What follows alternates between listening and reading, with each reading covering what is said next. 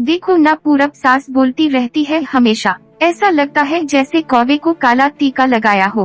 पति और सास का बोलना सुनकर जरा उदास हो गई। वो काली थी पर रानी नाक नक्शे में अच्छी थी, पर पति और सास कलर को लेकर रानी को हमेशा ताना मारते थे।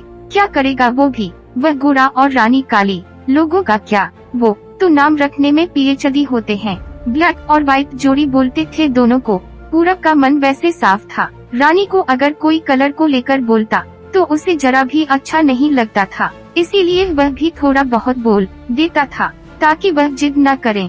लेकिन जब वह बोलता था तो उसे इस बात का पछतावा होता था। उसकी माँ घर में हमेशा करवाहट रखती थी, आज भी वैसे ही हुआ। घर में उत्सव के माहौल में सुबह जब सास ने रानी से बात की तो वे थोड़ी घबराई हुई थी। उसका चेहरा भी शांत था। पूरब वास्तव में खुद पर शर्मिंदा था। अपराधी की तरह बैठने के बजाय वे काम के लिए बाहर गया। कई सारी महिलाएं काली साड़ी पहनकर सड़कों पर चल रही थी। सभी ही गोरी थी ऐसा नहीं था, लेकिन उन पर वह काली साड़ी अच्छी लग रही थी। पूरब काम की जगह पर गया। उसका बचपन का दोस्त विकी और उसका पूरा परिवार साथ में था। जान पहचान हुई तभी पीठ के पीछे से विक्की की पत्नी आई। वह भी काली सांवली ही थी, काली साड़ी पहनी थी उसने। पीछे से एक आवाज आई, प्रतीक्षा दीदी अच्छी दिख रही हो आप, आपकी साड़ी भी अच्छी है और आप भी। प्रतीक्षा के चेहरे पर खुशी आई, उससे ज्यादा विक्की खुश हो गया था। पूरब विक्की को कुतूहल से देख रहा था। विक्की ने वह देखा और जाना। वो पूरब के सवालों को हल करना चाहता था। विक्की ने पूरब से सीधे ही पूछ लिया, पूछो तुम्हारे मन में जो भी है, मैं तुम्हें उसका उत्तर देने के लिए तैयार हूँ। पूरब पहले हड़बड़ाया, फिर वे बोलने लगा कि नहीं नहीं, ऐसा कुछ भी नहीं है। विक्की ने पूरब से कहा, तुम मुझे नहीं जानते कि मैं लोगों का मन कितने अच्छे से पढ़ सकता हूँ। तुम तो मेरे बचपन के मित्र हो, तुम्हारे मन की बात भला मुझसे कैसे छुपी रह सकती है। विक्की आगे बोला, चलो ठीक है, तुम्हारा सवाल भी मैं ही बता देता हूँ। तुम यही सोच रहे हो ना कि मेरी पत्नी जो रंग से काली है और आज उसने काली साड़ी पहन रखी है, फिर भी वे और मैं इतना खुश कैसे। पूरब सब कुछ शांति से सुन रहा था और कुछ भी बोल नहीं पा रहा था। विक्की बोला, काला रंग ऐसा रंग है जिसमें दुनिया का कोई भी रंग मिला दे वे कभी नहीं बदलता, यानी कि किसी और रंग की संगत में वह अपना अस्तित्व कभी नहीं छोड़ता। इसी प्रकार प्रतीक्षा भी दिल से एकदम उस कलर के जैसी है, कभी भी रंगीन न होने वाली लड़की है। वह अपने मर्जी से जिए, यही मुझे लगता है। मैं उसे खुश देखना चाहता हूँ। लोगों का क्या, वे तो बैठे ही है बुरा भला बोलने के लिए। गोरी औरत रही तो छिपकली बोलते हैं, काली होती है तो चूहा या कौवा बोलते हैं। क्या क्या नहीं बोलते लोग। ताना मारने वाले मारते रहे, हमें हमेशा खुश रहना चाहिए, वही मैं अब कर रहा हूँ। वो सुबह मुझे बोली, मैं कैसी दिख रही हूँ, अच्छी लग रही हो तुम। ऐसा बोलने पर उसके चेहरे पर वह कोलगेट स्माइल देखकर मुझे सकारात्मक ऊर्जा मिली। घर से बाहर निकले तो सभी बोलने लगे कि अच्छी लग रही हो भाभी। हम दोनों ने अच्छे मन से यह बात सोची, कोई न कोई ताना मारने के लिए बोला ही होगा ना, उस वजह से जीने की दिशा क्यों बदले।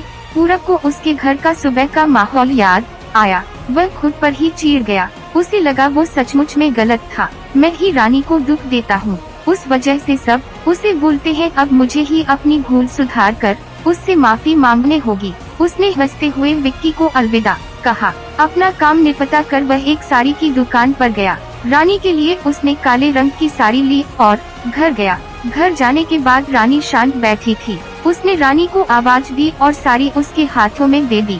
रानी को जरा अलग ही लगा। उसने प्रश्नार्थक नजरों से पूरब की ओर देखा। उसने बॉक्स खोल कर देखा तो काले रंग की साड़ी थी। रानी, मैं लाया हूँ तुम्हारे लिए यह साड़ी, आज पहन के दिखाओ कैसी दिखती हो तुम। डंडा, अच्छी नहीं लगी तो बदल देंगे साड़ी को, देखने तो दो कैसी दिखती हो तुम इस रंग में। रानी को जरा अच्छा लगा। चलो तैयार हो जाओ, जल्दी हम जरा बाहर जाकर आते हैं, एक क्लाइंट के पास जाना है, उन्होंने बुलाया है जोड़ी में। पूरब का बोलना सुनकर रानी तैयार होने गई। काली साड़ी, उस पर हल्का सा मेकअप और लंबे बालों की चोटी। पूरब भी क्या, पूरब की माँ भी रानी को देखते ही रह गई। पूरब बोला, रानी सॉरी। हाँ, अरे लोगों की बातों में आकर मैं तुम्हें हमेशा बोलता रहा, और खरा सौंदर्य किसमें है यह मैं भूल गया था। रंग दो ही है, यह जानकर फिर जीना छोड़ दे क्या, अपनी खुद की पसंद छोड़ दे क्या।